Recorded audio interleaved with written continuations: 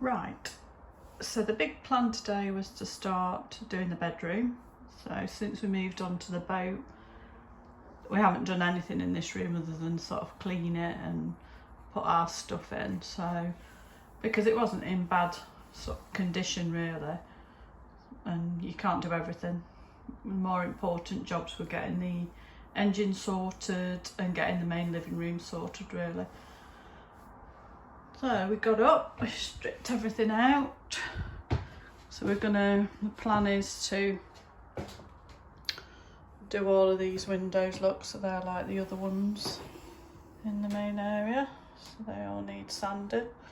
And then I think with the walls we've got, shock horror, some grey paint and some pink paint.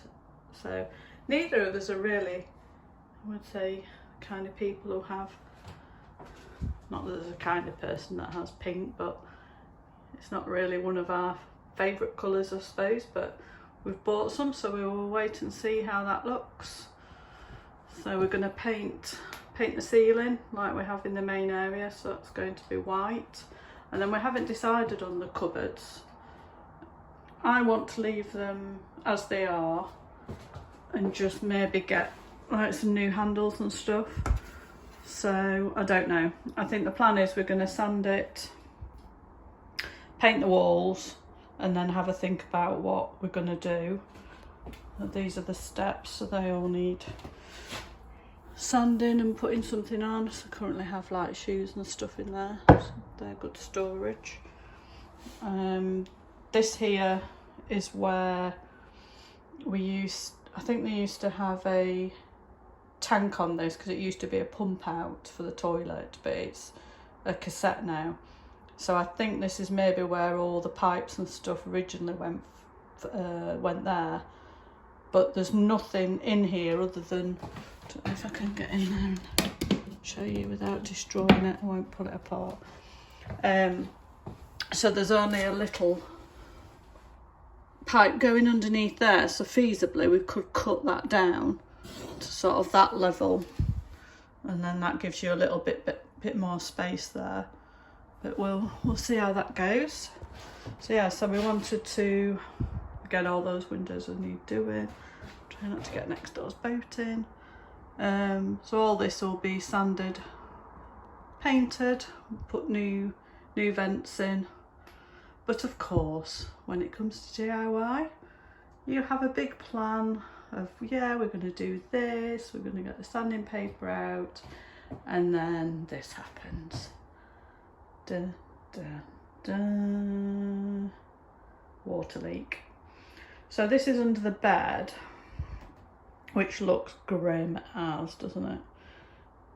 I mean, obviously because the mattress is next to the bed, next to the wall, sorry, here, you just naturally get condensation build up. What we try and do in the day is pull out the mattress, so it's to about here, just to allow the airflow underneath. On top of here is normally big wooden slats that the mattress sits on, and we've, other than having some boxes of storage underneath, we try to have as little as possible under there to try and stop that build up. But this is from past the way it was when we bought it really. We knew we had to tackle it at some point, but this is new, this leak, so which is coming from the shower. So first job is, so if you can hear me clumping, it's my slippers, not ideal DIYing.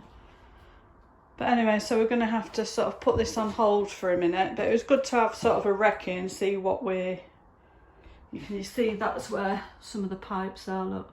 I'll just zoom in a little bit for you there. So there's some of the pipes, I don't know what's been in there, looks like a bloody mouse has been nibbling it.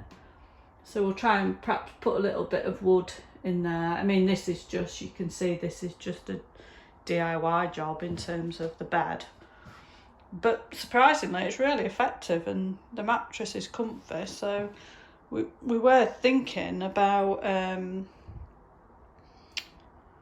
sort of removing it completely and having a bed in the middle, but I don't know, it just seems to work well, so we'll wait and see. We'll clean it all up, we'll sand all that, we'll paint it all. We're gonna, the plan is once we've sorted out that leak, which we're going to look at today, I think it's just the silicone in the shower, but we didn't really want to do anything with that because I have big plans of having a bath at some point. But if it is just the silicone, that's an easy fix. It's just a case of, you know, pulling out the old silicone, sort of cleaning it all up and then re-siliconing, and fingers crossed that will solve that for now, and then we can get on to this job. So yeah, with this we're just going to sand that all down just to get all that black stuff off there because it looks grim, and then maybe we'll put, I don't know whether we'll paint it or put some varnish or primer or something just to sort of seal it a little bit, and then maybe get some of them like moisture trap things. If anyone else has tried anything else on their boat and have got any recommendations, and let us know in the comments, because it's always useful to find out what's worked for other people. So that's the plan, but first things first, I'll see if I can show you the bedroom. Hello, love me, DIY. Ignore the hair. Looking a bit dodgy. So into the bathroom. So see, that looks a little bit minging, but I think it's down this area. I think there's just some little tiny holes behind there, and I think that's where the water's getting in, because there isn't loads in there, and it wasn't that long ago that we pulled out everything from under the bed and there wasn't a leak like that then. So I think it is just, can you see just here, look, there, just trying to focus in on my finger, but just there's some holes. So, and there, look, it's not even right up to the corner, so I think that's probably what's causing it. So plan first, get that done, and then hopefully we can start tackling this,